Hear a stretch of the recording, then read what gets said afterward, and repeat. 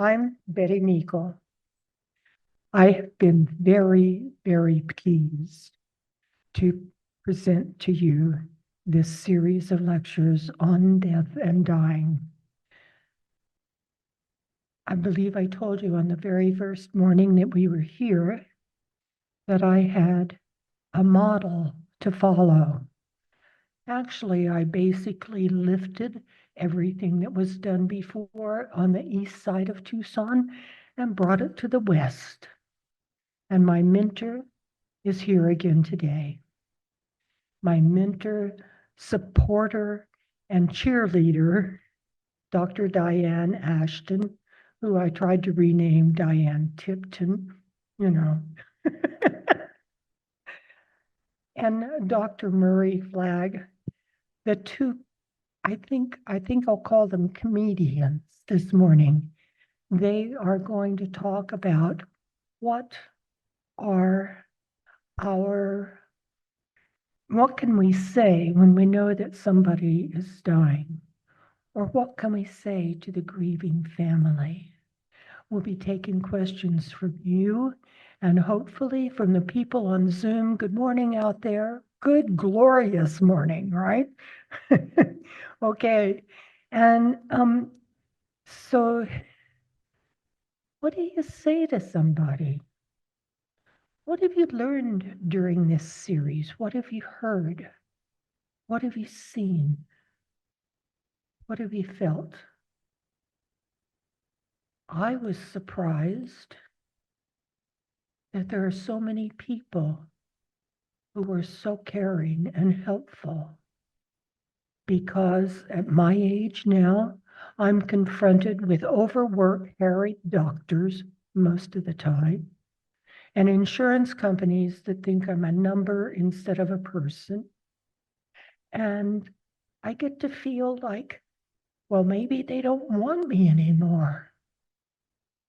So maybe one of my reasons for doing this was to be wanted again, to feel like I could present something of value to people who have lost some value in their lives.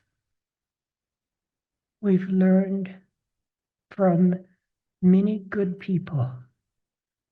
Dr. Murray talked with us last time about hospice versus palliative. And then we had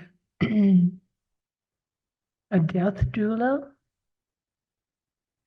And then we had Mary Gangabal, that I see in the audience again today, who talked with us about MAID, medical aid in dying.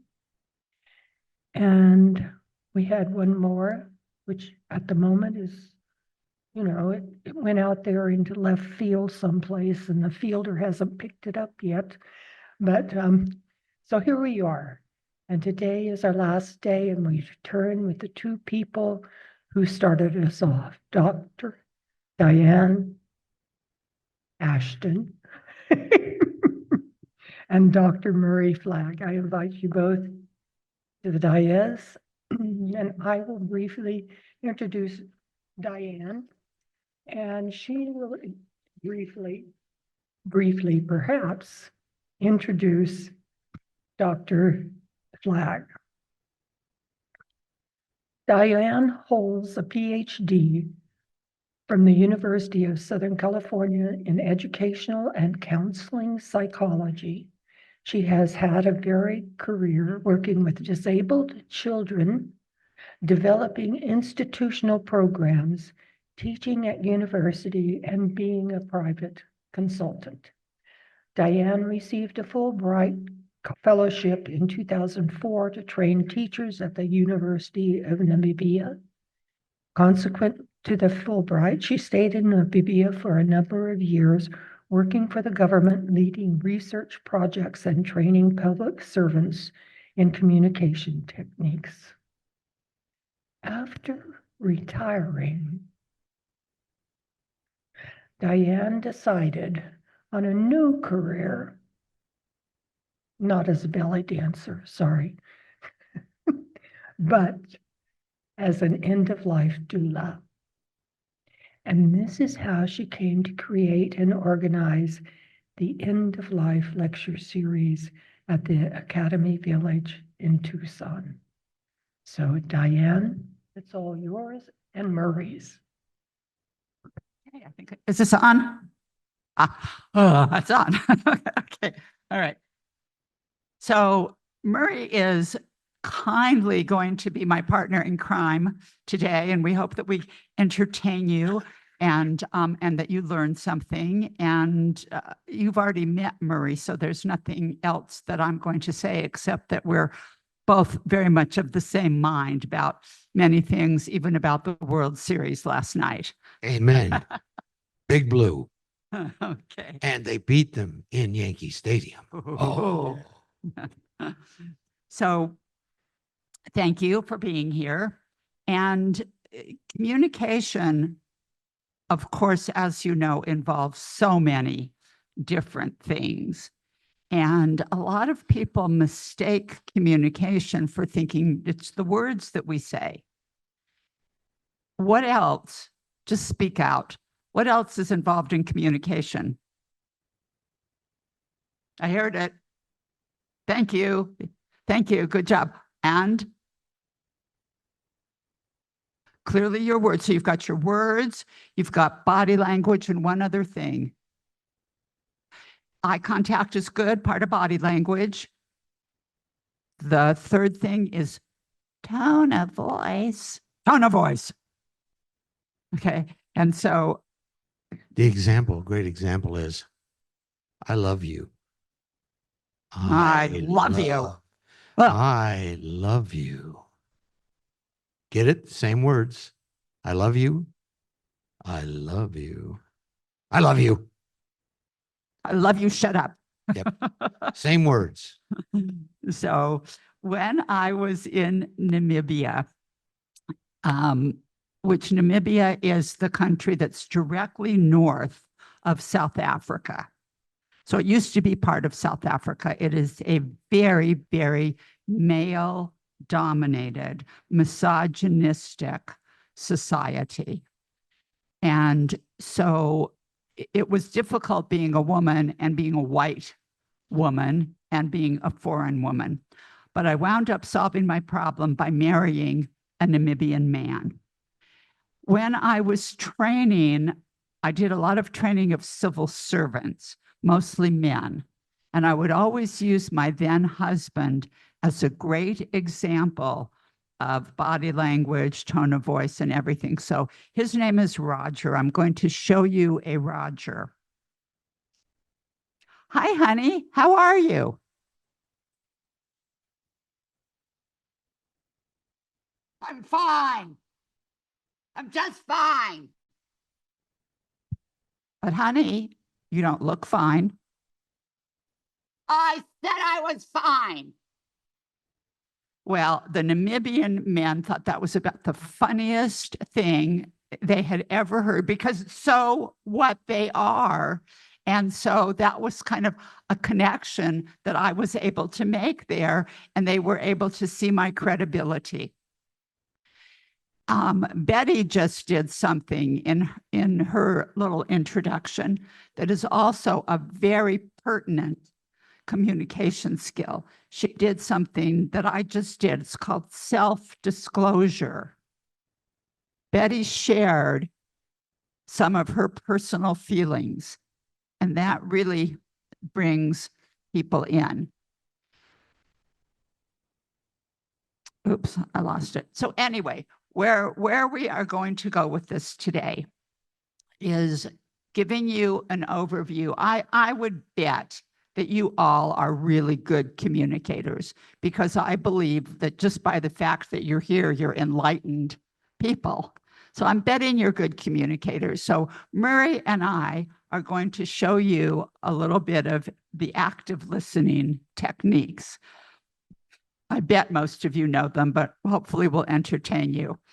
And after we do that, then we're going to show you what to say and what not to say when somebody is in grief, or when someone is dying, when you're with a dying person. And it's terribly awkward, unless it's your spouse that you've been with for the whole time. Otherwise, it's just awkward. You don't know what to say, what can be comforting, what can be kind.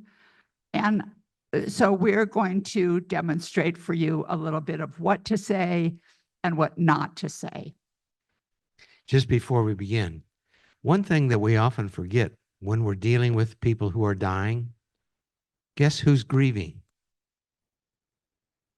The dying person is also grieving. They're grieving, and we forget that. We forget that all too often, that this person is about to leave their physical life. However you understand existence beyond this incarnation, they're leaving the people they love, the world they have known, all of the things they have enjoyed. They're grieving as well. So when you enter a room where someone is dying, when you're dealing with those who are dying, everyone is grieving. And guess what? You probably are too. So with active listening, you've already mentioned body language. Thank you for that. And the other thing with active listening is to really let the other person know that you are there. Paraphrasing, being empathetic, understanding what they're saying. So first, we're going to start out by showing you incorrect, and then we will show you correct. Okay, and then we'll flip roles. All right, so let's start with incorrect. You want to start or you want me to start? What? Well, I asked you a question. Do you want to start or do you want me to start? Could you just ever once say what you like? Well, that's a good point. That's a good point. But, communicating with you is so difficult sometimes that it's hard for me to say what I like. Well, whose fault is that? It's not my fault that you are limited in your. Oh, it's always your fault. Come on.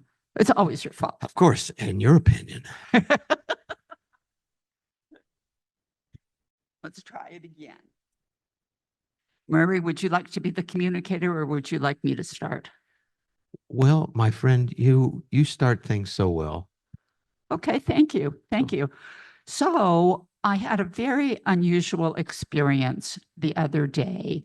I live in a senior community, and I ran into one of the ladies there, and I don't think she's ever liked me. She's always been kind of snotty to me, but she just recently lost her dog. And, I couldn't help it. I just wanted to go and give her a hug.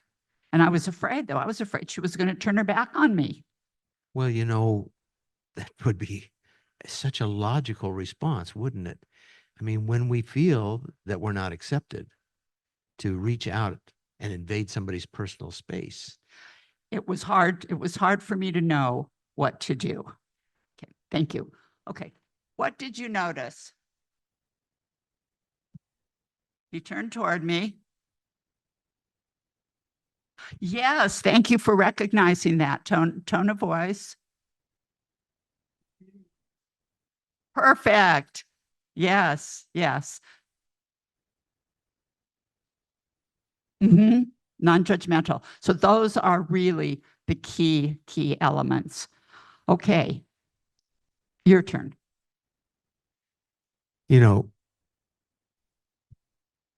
Losing my best friend last week has really made me not sure that I want to live any longer. Oh, don't be ridiculous. Well, I mean, we've known each other for 60 years. We've been closer than brothers. In fact, his wife often says, I hope someday that Terry will love me as much as he loves you. Well, don't wallow. Why don't you just go to therapy? It hurts. It hurts. This is the guy that I talk to and say things to that I don't say to anybody else. Well, that's why people go to therapy. And that's why it would be a good thing for you to go to therapy. I have told you, suggested to go to therapy every single time we have this conversation. So just do it. Pull up your pants, be a big boy, go to therapy. Thank you very much. My pleasure. I mean, not only was it rude, but it was just like not there. I was just not there, not caring. And that probably came through. So let's try it again. You know, Terry died the other day, my best friend. I heard that. I'm so sad to hear that. We've known each other almost 60 years. And you know what? I just don't even feel like I want to go on anymore. You probably have so many memories from 60 years. Yeah. I mean, that's part of the thing is, I share with him things I don't share with anybody else. In fact, Linda has said, I hope Terry loves me someday as much as he loves you. And they were married 3 years before we knew each other. But you knew him from being a child. You had all those growing up experiences together, and it was a wonderful thing. So of course you feel a little bit confused and empty. Well, I would say more than a little bit, my friend. Yeah. More than a little bit. But yeah, so where do I go from here? What do I do? Do I need to go see a shrink and get my head straightened around because it hurts this much? I can't tell you what to do other than the conversation that we're having now. I'm here. Thank you. Thank you. By the way, we didn't rehearse it. So this is kind of what we're doing in real time. Did you notice anything about her responses, particularly? She gave no advice. Anything else about her responses? Yeah. One of the biggest problems that we often have in communication is active listening, as many of you probably know, means I don't have my agenda working. A lot of times while we're listening to the person, we're still thinking about what I'm going to say next. I'm thinking about what I'm going to say next rather than actually listening to the individual. And so what comes across sometimes is not what you're trying to say and isn't really there. That connection of being there, the sense that I am here with you, and her ending, other than this conversation, I'm here. I don't know what to tell you, what to do. They talk about being present, meaning being authentic and being engaged. And those are just psychobabble. Speaking as a psychiatrist, psychologist, there's all this psychobabble, but really to be listening and to be caring and to be able to demonstrate that. So, okay, should we do another one or Sure. should we? Okay. Okay. All right.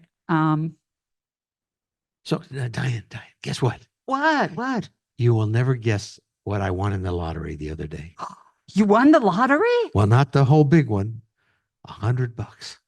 Hey, that's so great. You know what they say? If you don't play, you can't win $100. I got $100. It ain't going to buy my island, but it was, it's just encouraging. It makes, so what are you going to do with that $100? Well, I haven't decided, but you know how things have been going with the loss of the dog and getting my age and all those other things.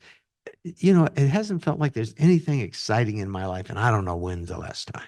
So this is kind of an upper. Yeah. I mean, $100.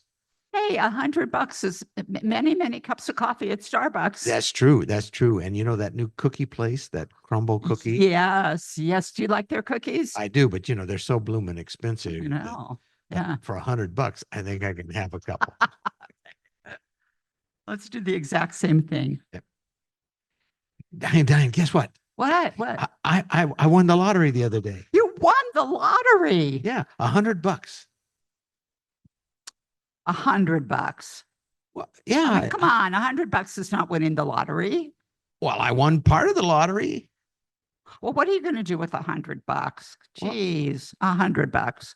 In today's economy, you know how we're doing and the election and everything. I mean, $100 won't buy you anything. What is $100 worth? Some gravel on your driveway. My goodness. I think I have to go. I'll see you later. Okay. Right? Oftentimes when that happens to us, we don't necessarily feel like we want to just say, thanks, but no thanks. I'm leaving now. But isn't that how we feel? Want to terminate the conversation. When somebody goes that way with us, it's like, I'm out of here. But we don't, because why? What did they tell us when we were children? Polite, Be polite, be nice, you know, don't offend anybody. particularly little girls. Yeah. I'm looking at the ladies here. Yeah. Mind your manners. You know, sometimes you just need to say thanks, but no thanks. And that's hard. It's hard for us. But in those kind of conversations, sometimes rather than getting frustrated, rather than getting angry, just, you know what? Oh, I forgot. One of the things we teach in grief is that if you decide, like with the holidays coming up, if you're grieving and you decide you're going to go to the holiday dinner or to the party, but you're not sure how you're going to handle it, we say, take somebody with you. They're your escape valve. And you have a word. If I say rutabaga. Rutabaga. Oh my gosh, I forgot I had something in the oven. Oh, We got can to, you believe it? I left all that in the oven. Oh, I'm afraid it's going to burn. we better go get it. Better go get it.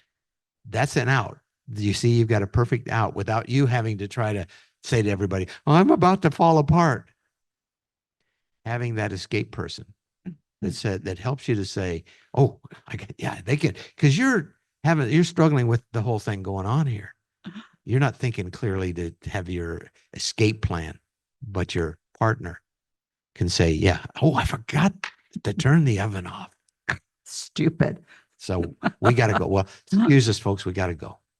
Oh, you know, it is not easy for any of us to be a human being. And I often wonder, why did I choose to be in this life at this time? And, you know, I mean, we all have our own ways of looking at that, but this just illustrates for us all the little nuances in our particular culture that are different from other cultures. So I want to move along to casseroles. Oh, please don't bring me any casseroles. Did people bring you casseroles? No, because they know, first of all, that I am a vegetarian. And secondly, I have a daughter who takes care of feeding me. So there's the joke, of course, about particularly widowers, men who have lost their wives, and the women in the neighborhood kind of line up and bring casseroles. And we do that, particularly women, we do that because we have kind hearts, and we as women know that you have to feed someone. Feeding and bringing food is a way of saying, I care about you, I care about your well-being. So women often line up and want to bring casseroles. So I was in California the month before last with a friend who was in her very last days, and she's since passed. So I was talking to her husband not too long ago, and I said to him, so how you doing? And he said, these women are just calling me and wanting to come over. He said, I hardly even know who they are. And they're just lining up. One woman called me and said, I'm sure you really want to talk, and I'm here for you to talk. So I'm going to come over and we can talk. Or if you want to meet me for coffee, I'll talk with you. Well, he didn't want to talk at all. And I believe this woman, whom I don't know, had good intentions. You know, now he's a very attractive man, but that's irrelevant. I think that it was way too soon, way insensitive, and it made him really, really uncomfortable. And so I asked the question, I said, well, what would you want? He said, well, I don't mind the food if somebody would just leave it on the front porch. Even leave a note and I'll send you a thank you note, but just. But that's actually was a good idea if we want to do something for someone to say, you know, his name is Jeff. Jeff, I'm so sorry about your wife, and I've made some food for you. I'm just going to leave it on your front porch. so that you don't have to engage. And he would have preferred that. When I was in grief myself, I couldn't pick up the phone. I didn't want to talk to one single person. It was hard enough to talk to my dog, right? So the casserole ladies, casserole men, we have to be better at thinking how the other person is feeling. You know, that old saying about walking in somebody else's moccasins. And we live in a modern age of gift cards. The casserole used to be an important thing, and many of us can remember when, Tuesday was tuna casserole night, But we live in an age of gift cards. Maybe the person doesn't like casseroles. Maybe they only prefer Starbucks. We live in an age, and I say this to folks all the time, we live in an age of gift cards. Take what it would have cost you for a casserole, get a gift card, put a little note inside, say, I know that you probably don't feel like cooking, you don't feel like maybe anything, but don't forget to eat. Don't forget to drink. It's a great suggestion. I never thought of that. I like that suggestion. Yeah, because they can do whatever they want with it. They may be somebody who calls Uber to deliver it. They may have a favorite place that they like to go to. They may have places they don't want to go because they've just lost their great love. But that's a way of saying, hey, I care. And that's what people were trying to say. I care. But we don't always know how. Part of that is because we aren't trained from the time we're little how to care for those who are dying, because what don't we talk about? We don't talk about death. We don't talk about death. Nor do we see it so closely. Oh, yeah. It used to be that everybody lived in the same house. And when Grandpa died, they laid him out in the parlor and everybody came by and everybody talked and those things. But now we don't see that. And we don't grow up with it. And so it's a stranger. And how many of you really look to get into a real conversation close up with a stranger? So what we're going to do now is do a little role play about what to say and what not to say. And then after that, I'm going to ask, or we are going to ask, if any of you would like to take the step forward and come and let us share with you something that, maybe you want to say or not to say. So first, let's role play what not to say. We're going to do it the wrong way. Okay. Oh, I am so exhausted from all of this. I can barely get out of bed. I cannot empty the closet. I cannot look at his clothes. I want to either shred them or give them away, but this is horrible for me. Well, you know what? I can take care of all of that for you. You can? Oh, yeah. I'll take care of it all for you. And you just sit there, dear, and have a cup of coffee. And I'll come in and the kids and I'll come and we'll just strip everything out, get rid of everything. And you won't have to worry about a thing. Oh, what a relief. Yeah. Don't worry about it. You just feel better. Okay. Okay. Thank you. Now let's fast forward 2 weeks. I know you told me that you were going to come and take all that stuff away, and I'm still not able to get out of bed, and I'm seeing all this crap around the house, and it's just getting worse every day. Well, we tried, and then you said, don't do it now because I'm not ready. You've got to make a decision. You've got to make a decision to get on with your life. I mean, it's been 2 weeks. Ah!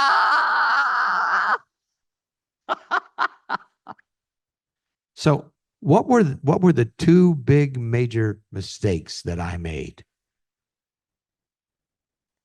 Solved the problem, yeah. Didn't know whether that was the problem she wanted, right? Yeah. made a decision for her that, you know what? The drawer in my bathroom, the middle section of the drawer in my bathroom still has my wife's curling iron in it. It has the towel that she always laid down to do her makeup. It has several other pieces. Now, I did take all of her nail polish and put it in a box and gave it to my daughter and granddaughter. But in the middle of that drawer is still all of those pieces. It includes one of her pair of glasses. Sweet. Someday it may go away. But if somebody walks in and takes that stuff out of there, not going to be helpful. And to say to somebody, well, I'll get rid of all this for you right after they've lost a loved one, they may regret that. And you've decided. So don't take agency away. Just because somebody's struggling. Yes. Yes. Yes. Good point. Yes. Yeah. It's been 2.5 weeks. Enough already. Come on. Get out of bed. Get with it. I told you to go to that senior center. Why didn't you go? I told you that they have exercise classes and they have all these other things. You need to get out of the house. I told you, getting out of bed.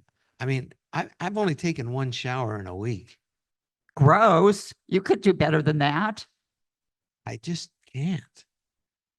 Well, you're wallowing. You are just wallowing, and it'll be so much better for you to go to that water exercise or the jazzercise or be around people. You need to try that. You know that she did jazzercise every week. I could just see me walking in there and those people and without her. Well, you might find that you like it. You just get on with your life. Okay, so giving advice, because we don't really know what to say. Because we don't really know what to say, giving advice sometimes is the easiest. And the other thing is, well, you know, my friend's husband just died, and it was so horrible. His death was just so awful. So I don't know why you're complaining so much, because my friend, her husband, he suffered and suffered and suffered. And he went to this doctor and he went to that doctor, and the doctors weren't nice, and it was the insurance and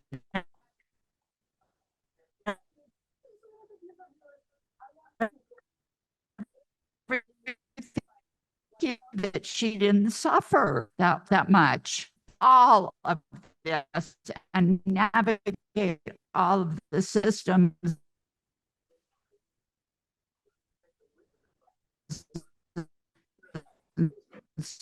so on. And, you know, you don't realize how lucky you are. You have no idea. Absolutely no idea what.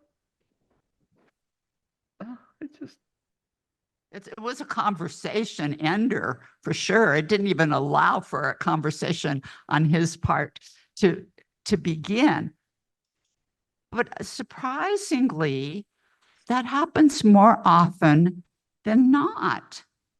Even yesterday, it happened to me. I was with a good friend, and I was telling her that I've just gotten a new diagnosis of stenosis, which I'm sure we're all in the same age group. You guys know what stenosis is and how it's adversely affecting me. Her response was, oh, well, yes, you know, my shoulder is just bothering me, and I went to the chiropractor and I did this and I did that. She never even acknowledged what I said. And I was pretty surprised by that. But I think that must be a way in which we think that we're communicating and sharing. It was inappropriate. Our common suffering will make your suffering better. Yes, right. Empathetic people, especially very empathetic people, if they aren't careful, they will try to take your pain so that you won't be in pain, and they'll take your pain. The only thing that does is now You got your pain. I've got your pain. We both have your pain. And guess what? I had enough of my pain already. Thank you very much. Okay, go ahead, your turn. Well, that service was so glorious. It was so wonderful. I just tell you, I have never been to a better celebration of life that I have ever been to in my life. I mean, he has got to be dancing in heaven around, singing with all the angels because it was just glorious. Didn't feel that way for me.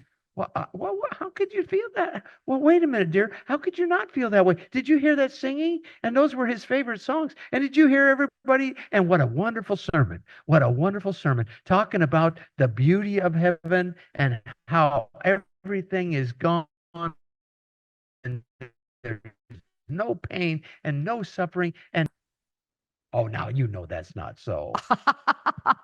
He didn't. He didn't. He didn't. You know he just said those things to push your button because you know he believed in heaven. We all believe in heaven. We all know that it's just perfect and everything is wonderful there. Now, come on. God willing. Okay. So again, that's, here's how you should feel. Okay. Want to try it again? Yep. Oh, you. How are you feeling after the service? Oh, thanks for asking. I feel happy and sad at the same time. I feel the emptiness for Oh. sure. It was wonderful that the people were there and wanted to celebrate his life. But it was overwhelming for me, frankly. Well, how could it not be, my friend? I mean, you're dealing with this. You're dealing with all of us being there. How could it not be overwhelming for you? So I hope that you can just breathe, let it settle in, and know that we love you and we loved him. Isn't that the perfect? That was really perfect. Thank you. You know, That was great. That was great. Okay, one more, and then we're going to go on to give you a couple of ideas about what to say. But this one more. Well, okay, so I know it's going to. go ahead. Okay, It'll be all right. call me if you need anything. So this is the call me if you need anything. I'm here. Call me if you need anything. I think that's the worst thing to say. It's because so often in the midst of loss,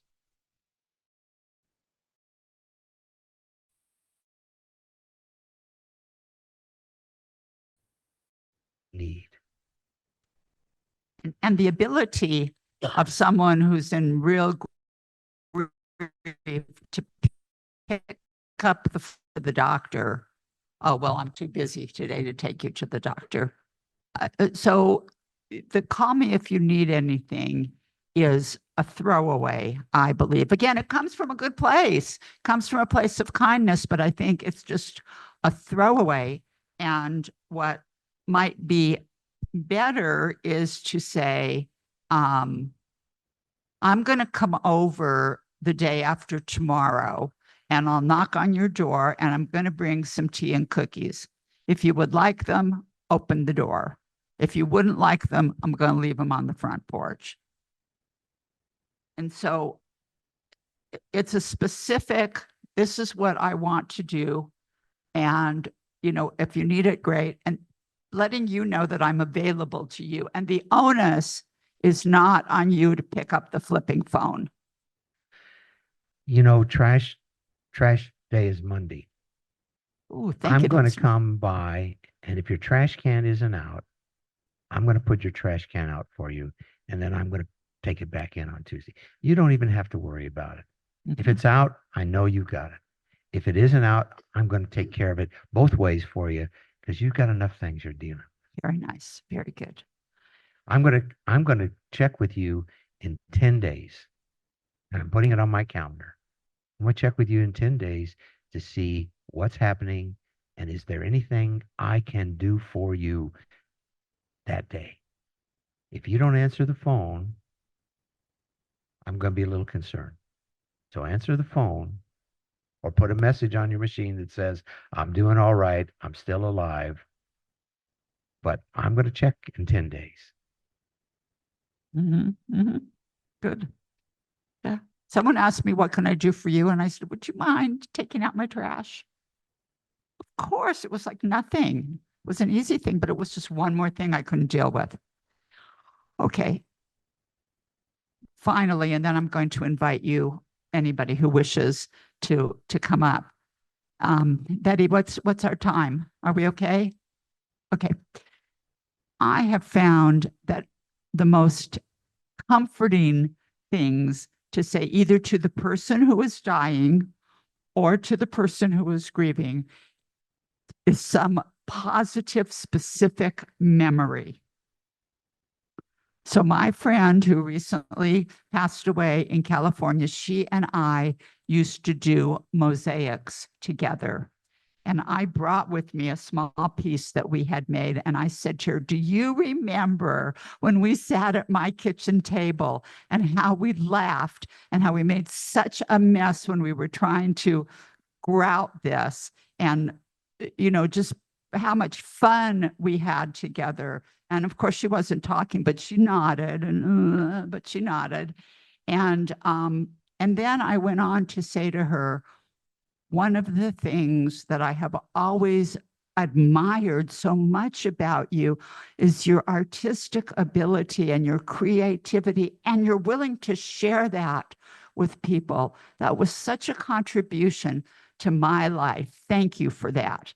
And of course, her husband is crying and everything, but it was, you know, it was something specific that wasn't, oh, I'm so sad that you're dying. I wish you weren't dying. Come on. What do we, you know? So a specific memory. Remember how we used to decorate for Christmas? Oh, do you remember when Mommy and Daddy used to put us in the bedroom and tell us we couldn't come out until the tree was up? And listening at the door, I listening know. at the door. And trying to see if there were presents under the Yeah, tree. under the tree, yeah. Or was it really the Santa Claus thing? Because, you know, we were getting old enough to. And didn't you always think it was Daddy? I did. But, you know, then that one year, he was not home and there were presents there. Maybe it was Mommy. Could have been. Yeah. Could have been. But they would never, you know, they till the day we were left home, they kept saying, you know, if you don't believe, Santa won't come. Remember that. That makes me feel so much better. I think about them every holiday season. Oh yeah, they loved Christmas, didn't they? Yeah, yeah. Yep. You know, remembering, just remembering, and saying to them, if they're someone close to you, you know, we love you. You know, I love you. And I will always love you. Whether the person is dying, or you're dealing with family members, or you're saying to that son that you've never met, you know, your mom is one of the most loved people I know. One of the most loved people I know. One of the loveliest people I know. Thank you for sharing her with us. Just thinking about how those words make you feel right now, just yourself, if somebody were to say that to you or about you. You know, how loved and how lovely, and thank you for sharing them. That thank you for sharing their life with the rest of us. Because one of the things that death causes all of us to be concerned about is, will anybody remember me? And that goes through, what is your purpose? Why Yep. why were you here in the first place? Who might like to come and chat? I think I have a question. I have a kind of thing that I'd like to discuss here. Okay. You want to take my Um, chair and discuss it? Here, take this No, chair. no, no. Come and take this She chair. wants both of us. Come and take, I'm going to stand right beside you like a hovering angel. We're going to double team. Can I drink your water? You can drink my water. I'm going to just hover like a hovering Oh. angel over here. You know, I'm just so sorry. I'm just so sad. I know that you've lost this loved one, and it just makes me feel terrible for you. Thank you for your sincerity in that. And, you know, I'm trying to move forward every day. I'm That trying. must be hard. Sometimes it is, sometimes it isn't. I I want to think that he would wish me to go out, to exercise, to swim, to do the things that I love.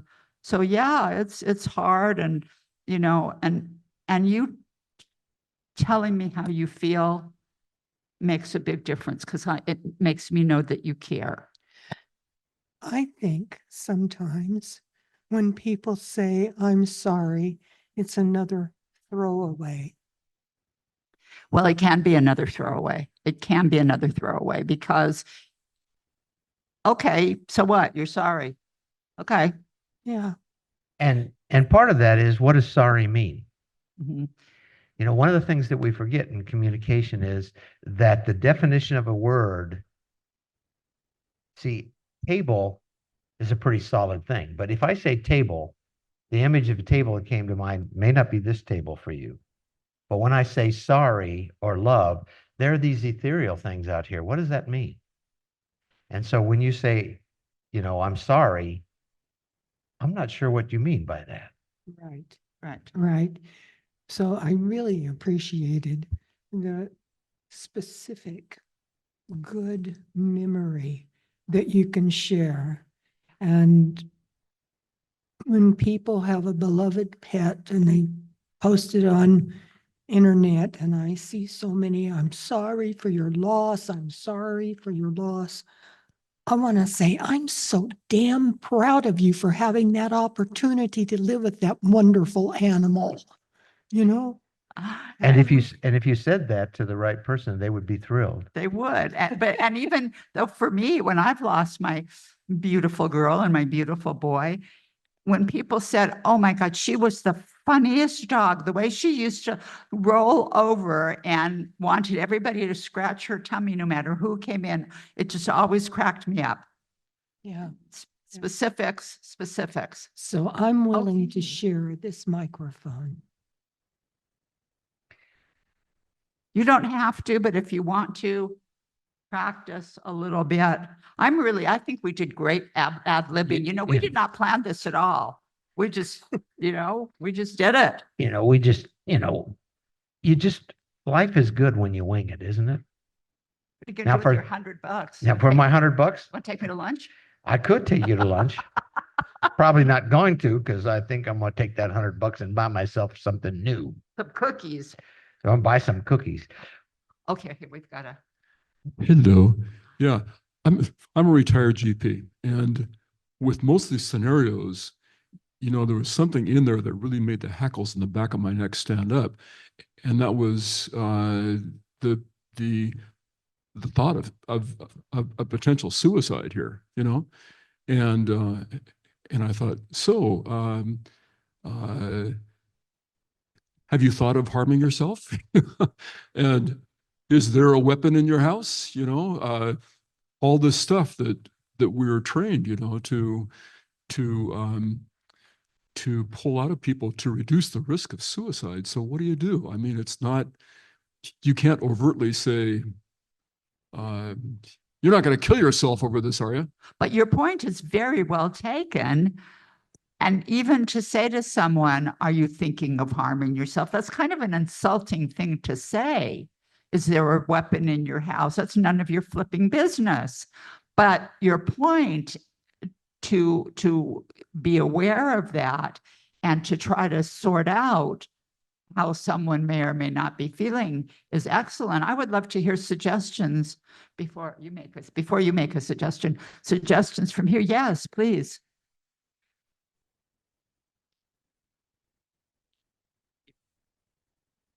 My reaction at that time was to remind you that the departed person only lives through your memories. And, to remind them that they were part of the life. Yes, yes, that's right. The person's not dead as long as we remember. Another comment? What do you want to say about the suicide? One of the real challenges is a couple of things, and I take it you're trained in suicide assistance dealing with assessment from what you said. Yeah. So one of the things that you do is there's two things.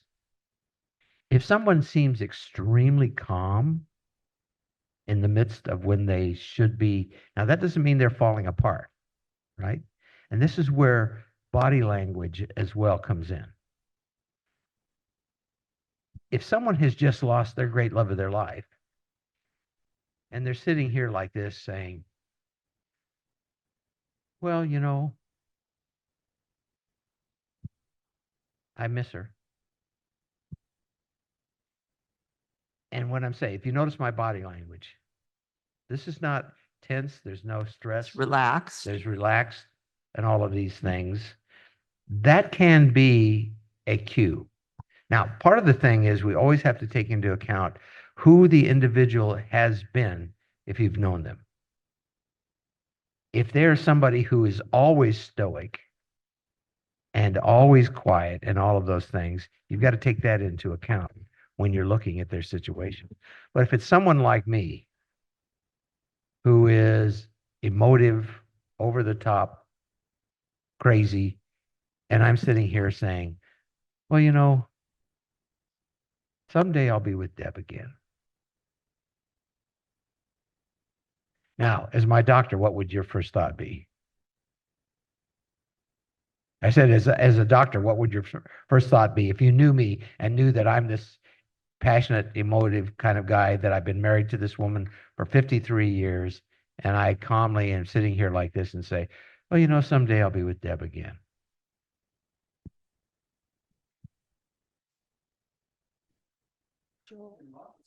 Joel,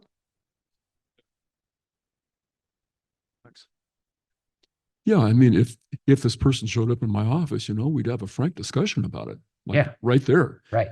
But it's just not appropriate between two friends or. Right.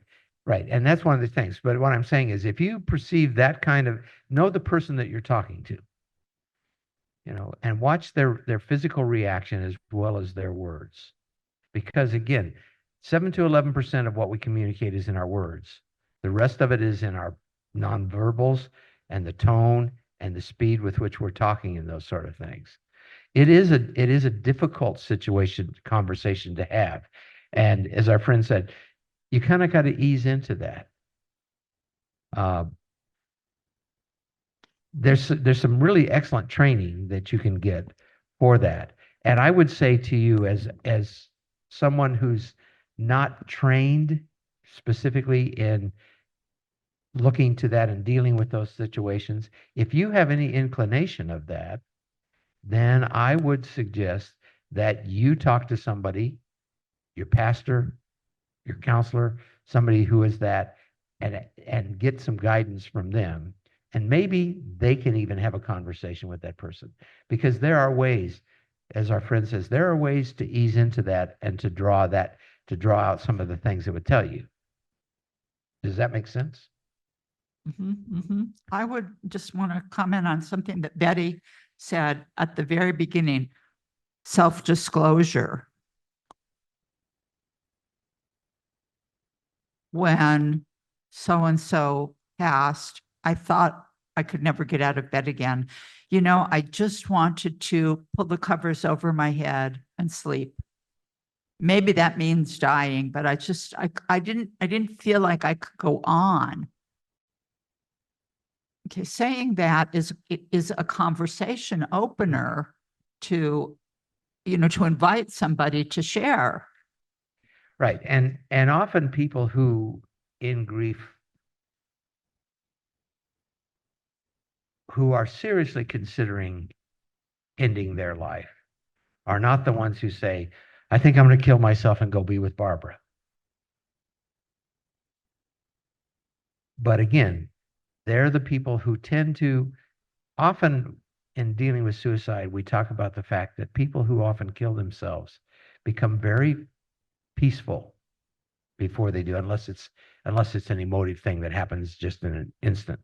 People who've been dealing with a long illness or dealing with those sort of things, they tend to have made peace with it and decided this is the way I'm going. But that kind of a thing of saying, when I lost my Deb, and I still am looking, why do I want to continue on? Why do I want to continue on in this life? That kind of a thing of sharing that to myself, that I've had that experience, can then possibly cause that person to open up and to share some things that may give you that insight to see that there needs to be an intervention here. But I would say to you, unless you're really trained, as my friend over here, with all of her training, unless you're really trained in that, if you get a sense, have a conversation with someone else about your concern, and not your next door neighbor, and not their kids or that, but all of us know someone who is a professional who has some sense of these sort of things. Have a conversation with them, and maybe you introduce them to your friend and let them do an assessment, because there are ways of assessing likelihood and where that's at. This is a tough topic, and particularly end of life and choosing to end one's life. And so much of it has to do with one's personal philosophy about life. What is it? Birth, death, and infinity. Was that Star Trek? Birth, Yes. death, and infinity. Yeah. I've Oh, been casing, yes. I've been casing, Thank yeah, you. yeah, Thank you. yeah. Thank you. Yes, Yeah. Yeah. And Okay. and again, your spiritual concepts as well of what does it mean when we leave this planet. Okay, Betty, you want to be on? It's time. It's time. It's time. My would final word appreciate- is specific memories. That's your $50 takeaway today. So I would appreciate it if you would give our comedians here a hand again. They've taught us a lot. Thank you so much. Thank you so much. And I have a couple of things that I need to say before we close this whole series. One of them is, I am so very graciously excited about the members of this congregation and the public who have responded to our On Death and Dying lecture series. It's been such a pleasure to be up here and introduce these wonderful, talented, educated speakers who can talk with us about such compassion. It's just kind of overwhelming to me. And now I have a job for you to do. You people on Zoom better listen too, because what we're looking at is, what's the next lecture series? What's the topic we need to explore? Oh, and I have one more thing that I need for you to do, and that is figure out how you're going to use what you've just heard in this series of lectures. How will you use that information to inform how you walk through life? I appreciate the audience. I appreciate Chuck Tatum for being our photographer for this whole entire period. Shall we give him a hand? And the magnificent young man who has done his very best to do everything in the AV department for us, Robert Crary.